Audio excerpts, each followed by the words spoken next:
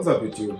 This is your boy Content Masters, and today I'm joined by Eugene, professor in the streets, and this is our first episode, and you know what we do.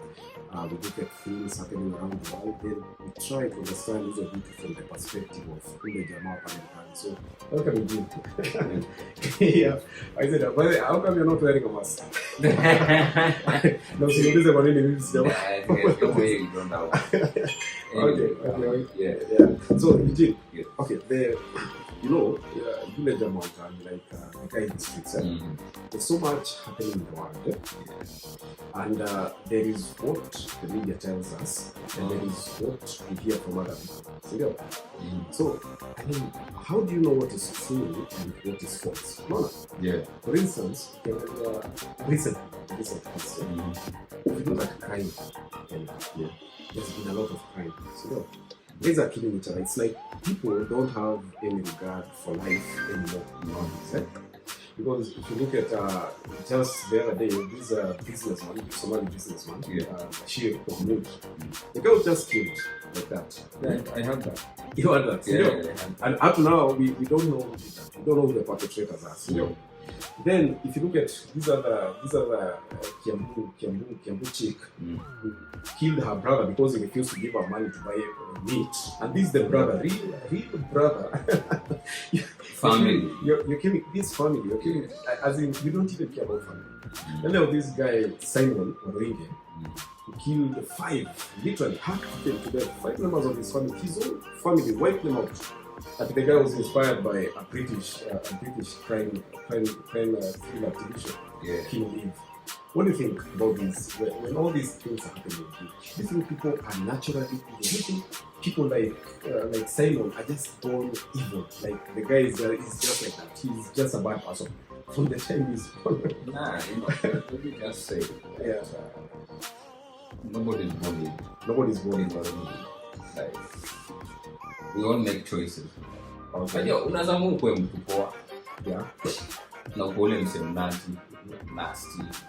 Yani as in like kuna za kutana ni aina gani, like what is making you do? Why you doing this? And then at the same time you look at the case of that guy hacking to death the parents five members. Yeah, amepunguza population ya Kenya na mtano. No offense. But at the same time you look at it, that guy was unstable. Mentally unstable. And that is one of the things we need to discuss, one of these fine days, mental health. During this pandemic time, lockdown maybe, that thing messes you up because it is the same routine every day. You ain't going out. It's monotonous. It's just the same thing every day. Unless you shift, like you just turn things over. Ukiamka you brush, you take a shower, you make breakfast, whatever. So you can't be alone.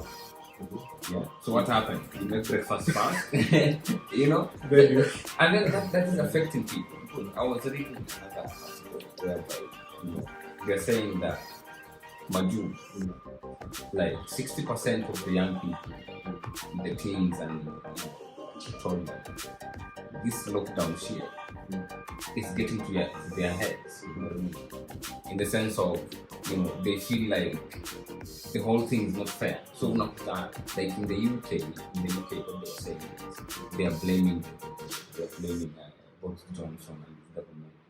Wanasema maybe amekuwa too tight. Those sides wamefunguka. So back to what you were saying, I think that guy, we cannot say it's because of the series killing me.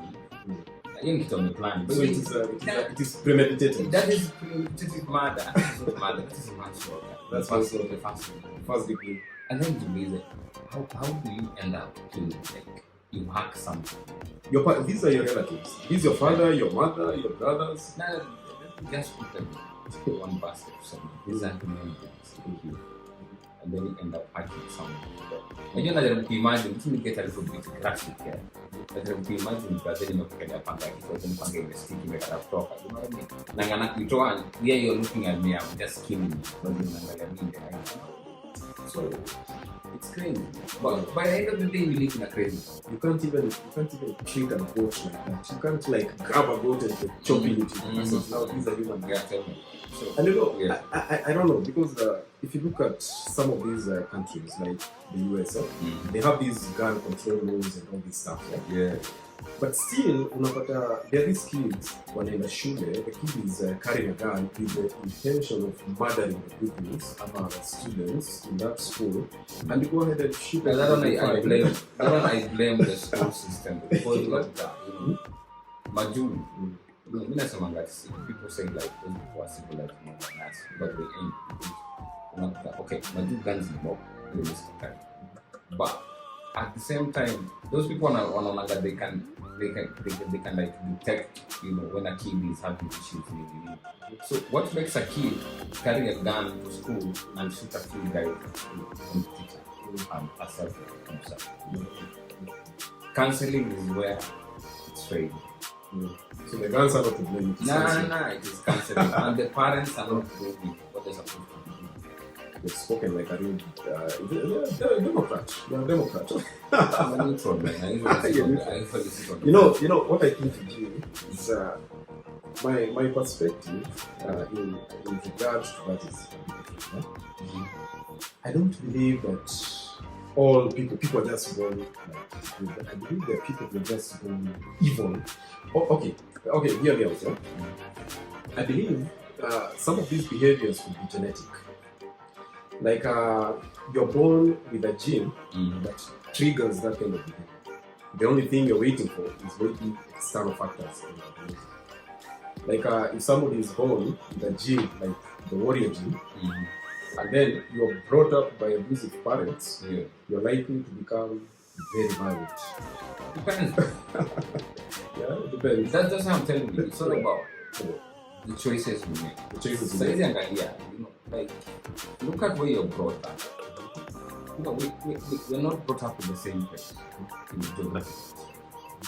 And at the same time, we don't speak the same language. Then we understand each other. So you can when you speak French, but at the same time, and same level, in the same way, we speak different languages. But at the same time, we are brought up in manner. So you telling me that someone is born with that gene? Nah. I don't buy it. You've never found guys who just enjoy doing evil stuff. But mtu anapenda tu kufanya vibaya. Like it's like you're a sadist. Like when I just take a knife and I chop you like this, it feels good. Yeah, it feels good. I feel like it's genetic. Like you're just born. Some people are just born good. Like you, what I'm good saying. person. You're born good. Somebody else is born evil because of maybe a twisted genetic makeup. According to some genes, propelling the person maybe kufanya evil. And that's why you find people doing unthinkable things, like that kid hacking family members to death. No, I don't. Yeah. Now to more optimistic way. Let me just say this. For my own very respectful. We all have that evil side. Let me not say one thing. So balance the feeling. Why? Balance the feeling. Because you have the light side and the dark side. For me, it's a war. But I'll just tell you, it is a war in the sense that sometimes you're going to like an ant that's crazy. You want to do something. I've done crazy things. That's philosophy now. I've done crazy things. But kunele design, you need to balance the people. Do good, sometimes do bad. But not that bad, like bad. Not that bad, sensible bad. Like you can just hit someone with a stone. I've done it. But it felt good. You felt good. So I fed my dark side.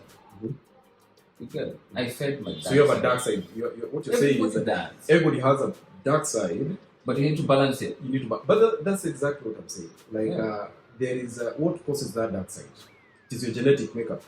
You have a dark side, but you may not trigger. It may not be triggered until you die.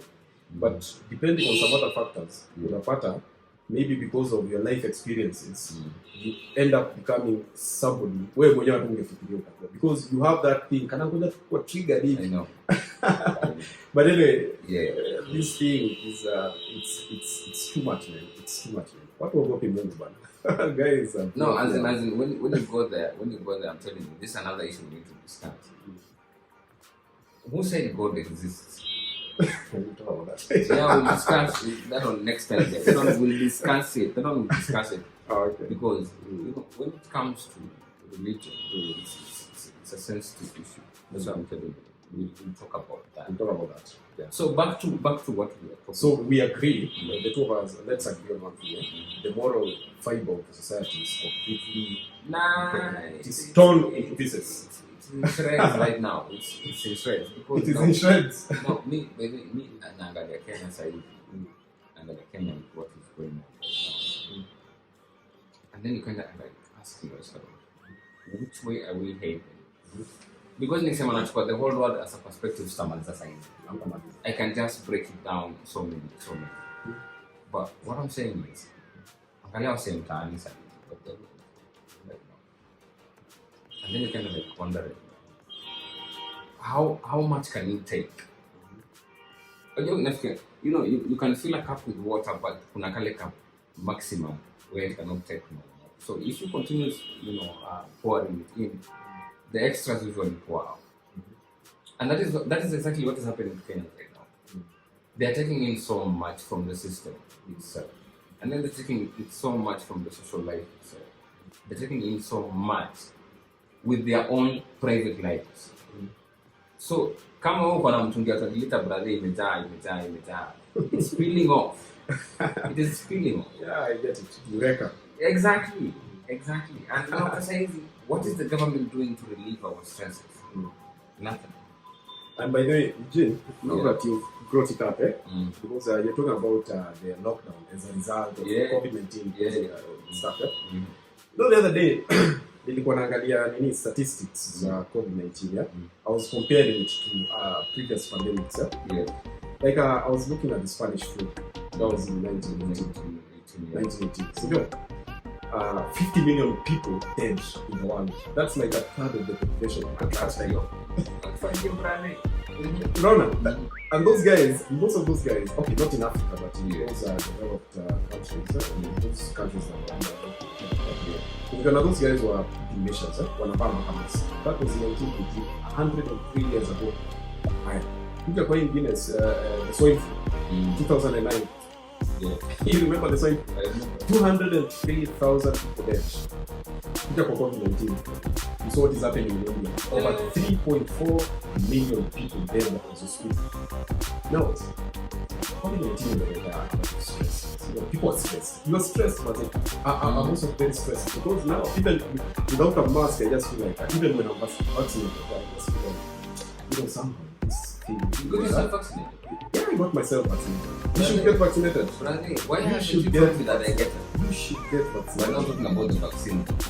Let's talk about the vaccine. We'll come to the vaccine. I know what you want to talk about.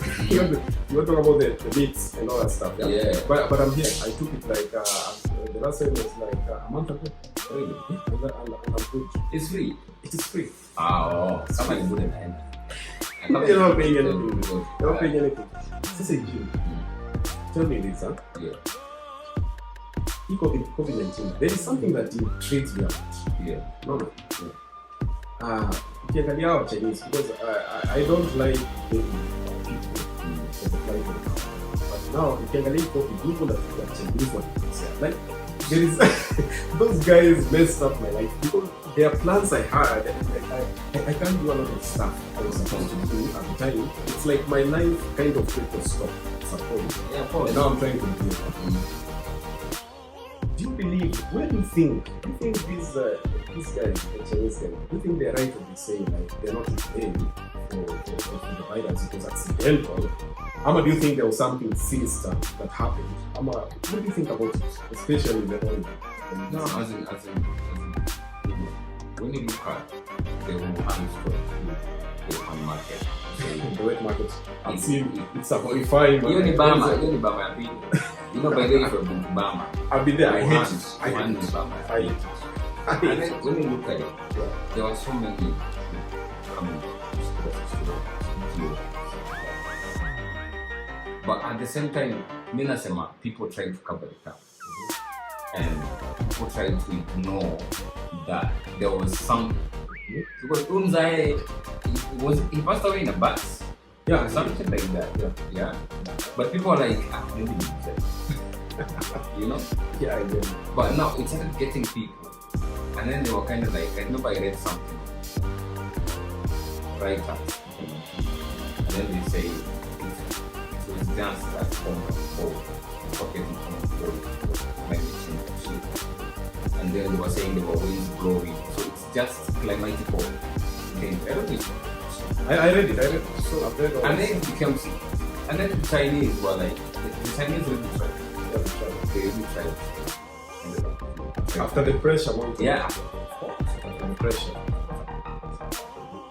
So, me now I blame in a way, but at the same time, I blame the people who knew about it. And the Chinese government tried to cover it up. But then you know, I don't know very fast. Yeah, like Poland, but it's so cheap. You know, Yeah. the thing with, with these guys, I know what they said. Yeah. And I also know what they did when they built the EU headquarters in Sababa. Wakaweka surveillance. You remember those guys put surveillance? Yeah, they put surveillance. They build headquarters for you guys. Then they kind of put surveillance. So every day at night, the IT guys were on a lot of data every day at a particular time. Who inaenda at a specific location in China. So, Yeah. and these are guys in trouble. And then you confront the guys when you want to change the whole system. The guys again let us do it for you for free. Anyway, It's about being smart. okay.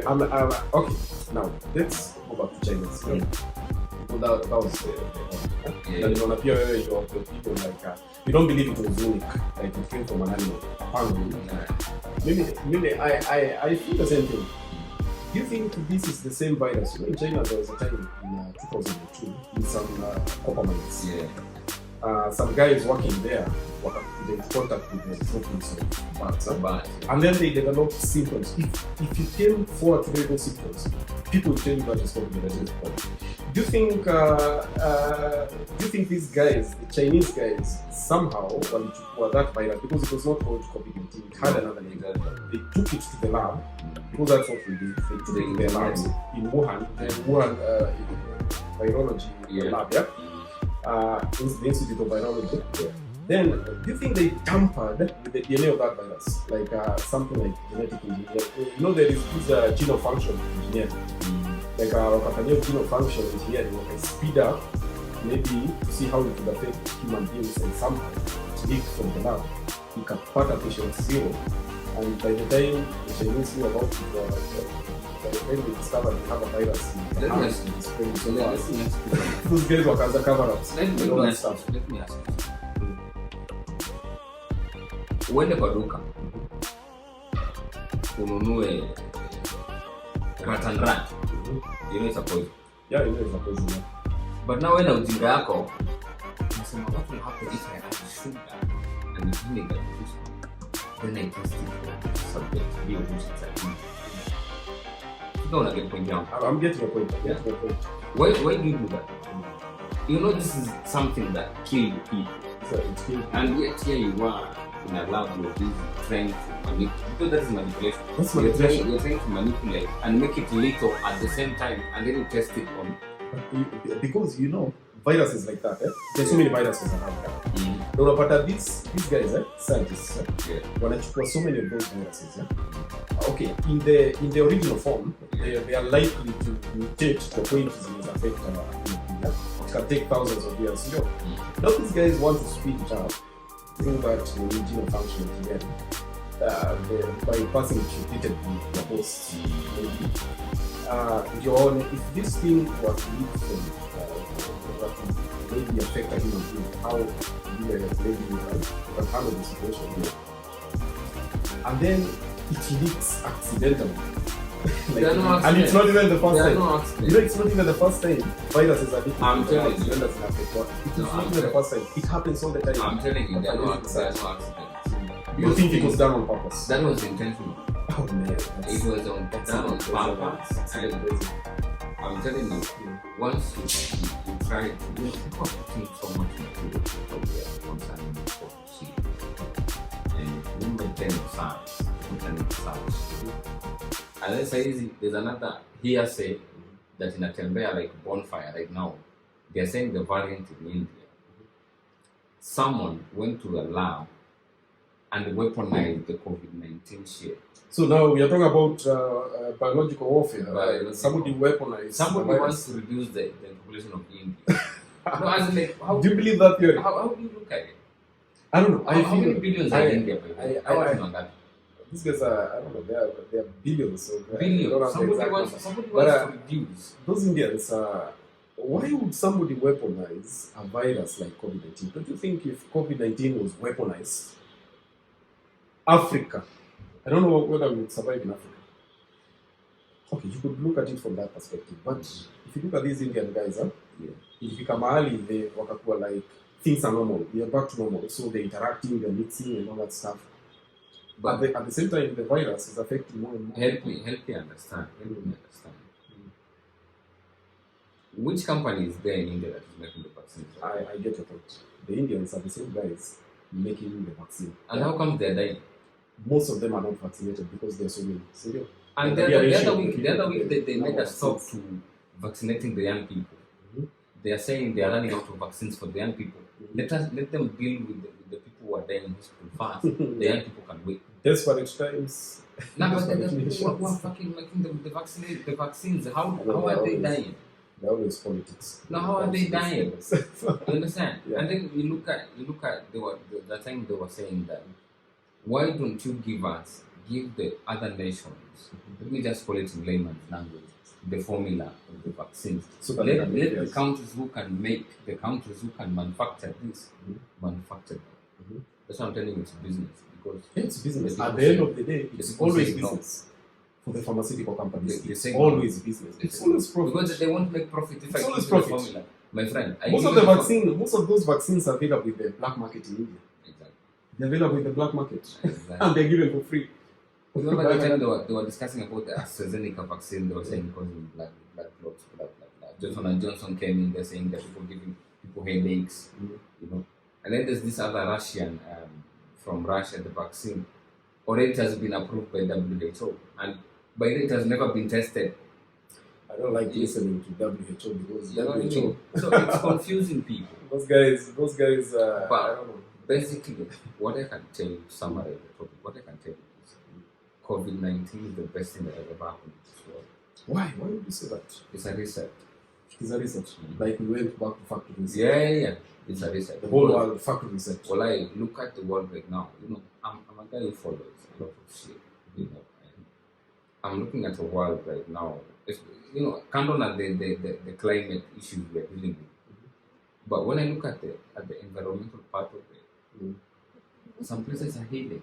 Some places are healing, yeah. Some places are. I was looking at Rwanda. China itself, it will be normal a very long time. The skyline is clear. The skyline is You know, clear. people are not pumping shit into the air. Okay. Now look at Kigali, for example. Their forests now, the apes, I think the gorillas. Yeah. Those guys are a big number. Yeah. Look at Zimbabwe. The other time in Zimbabwe, they were saying the population of elephants has overgrown the vegetation. Yeah. So what does that mean? People are not poaching no more. By the way, that's the way it is. There is a light. Look at Brazil. There is a positive to this, The Amazon forest in Brazil, it has grown by 2%. So you can imagine the impact of people staying home. Of people staying at home, yeah. So why should you blame COVID? It is the best thing that has ever happened. Because let me tell you, look at it this way. I like the reason. No, look at it this way. Yeah. COVID-19 has brought us together. Yeah. You understand? Where remember back in those a few years back, we never had that interaction with people. Like you never cared about your neighbor. So easy. You wake up in the morning, Mama Joseph, is it really caring about your neighbor? No, as in like now, because of the circumstances. whom do you talk to? You're forced by You go circumstances. crazy. Yeah, if you don't talk to someone, that is part of the reset. it's not the love. That is part of the reset. part of the reset. That is part of the reset. Mhm. And then you look at there's this other place I was looking at, Nepal, Colombia, Venezuela, and then look at Russia itself. You understand? Yeah. Things are changing because people are not hiking no more. People are not like disturbing the balance, the ecosystem. Things are just coming back. So the balance of nature. And how I wish it can last a little bit more. Another 1 year. Another year. What I'm telling you, the world will be different. Another 1 year. Another 1 year. And then now speaking about climate, people are coming up with policies, and of which I wish whoever's gonna watch this and listen to this, I wish someone could give me a platform where I can talk. Hata sasa kuongea na what is the name of the jamaa? Climate change. Jamaa American wanamwita Biden ama Biden. Huyo. Oh, Joe Biden. Hata sasa kuongea na yeye. I just want to talk to this guy. Let me tell you what you're going to do. Remember Elon Musk? Yeah. This Tesla guy, yeah? There is a competition. If you can eliminate carbon dioxide in the atmosphere, kuna pesa anapeana. Really? It's a lot of money. Elon Musk We're talking about millions. Elon Musk ametoka pa kiasi. You know, I saw that thing and I was like, okay, you mean human beings, we have come from a level where simple solutions like planting trees no longer work. Now we are looking at science, complex solutions, and this idea to solve a very simple COVID-19 has made people to sit down and think. We are thinking now. Now that is part of the research. No, like for it. Okay. Now people have the time. The smart minds now can sit down and say the issue of food security, food production, feeding people. Those are socioeconomic effects of COVID-19. Exactly. So if you're smart, your mind has been put in a mode whereby now it is high voltage.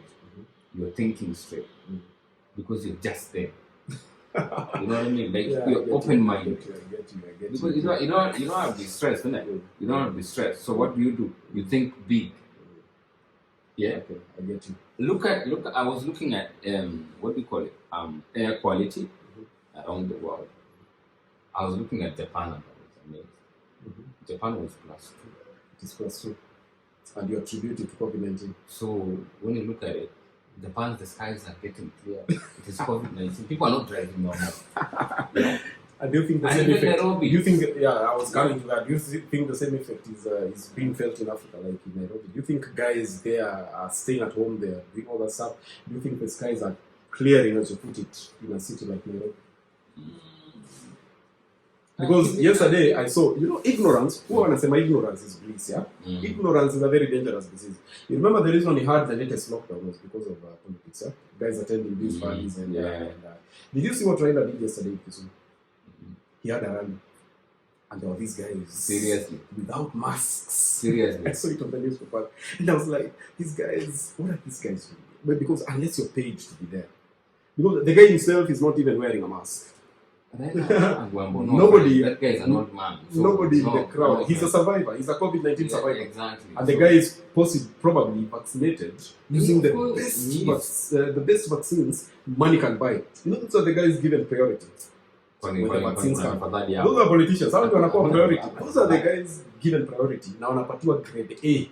Now this common guy, the hoi polloi kwa crowd, this guy is not even vaccinated. Otherwise, Kia has no idea there is something with the vaccine. Yeah. Ako pale in a crowd, COVID-19 there is already a pandemic, a very bad area. Yeah.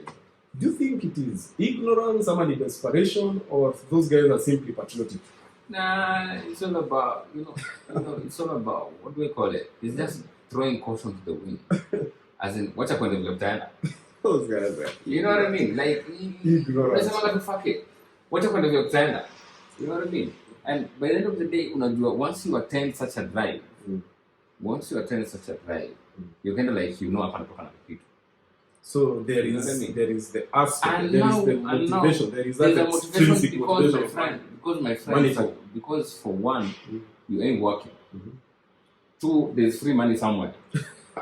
To make matters worse, you have 4 kids and a wife waiting you back home. Poverty. My friend, you take your ass there. So you're waiting for handouts. Exactly. And that's Because why hakuna job. And that's why you always have bad leaders. Hakuna job. You just think about the immediate problem that you have, not about. Because that is all the option you have. You have to think of the immediate right now. Because if you don't do that, how are the people going to survive? Yeah, I get it. I get you. And but let me tell you something. And this is something we're gonna do this. We're gonna do this inshallah next time. I want us to focus on the governance and systems in Kenya. We're going to do that. And once we do it, I hope the guys actually we want to put it on a broader platform. Platform. You want us to. And if any guys out there that can come in with us, Talk about this issue. let us discuss this issue in depth, because I think the government of Kenya, my friend, and let me tell you, it makes me sad. Really, it does. And how I wish I could just, I wish ideas zingekuwa kama tembe wamefunga mdomo na But there are guys who are prequels. There are guys who will never. You've not heard of guys. Anyway, I don't want to talk about politics now again. Let us not go there. Let's talk about politics. It's a very long topic. But anyway, thank you for coming today. No, anytime. And guys, I hope we learn a lot of stuff. Yeah. Like I told you, this is Street University. We look at what is happening around the world. Then we try to understand it from the perspective of the layman, that guy in the streets. Like, do you know what is happening around you? And of course, we are going to have another episode. This was probably our first. Yeah. But before you leave the program, can you make sure that you like and subscribe as try to support us? Hit that button, man. Hit that button. Hit that button. Okay. So Otherwise, be safe, bro. Peace. Guys, be safe. Sanitize Be safe. before she gets Be safe. Na usiende rallies. Sanitize iko mahali. Go to just somewhere around there. I'm just from the kitchen, so I'm good.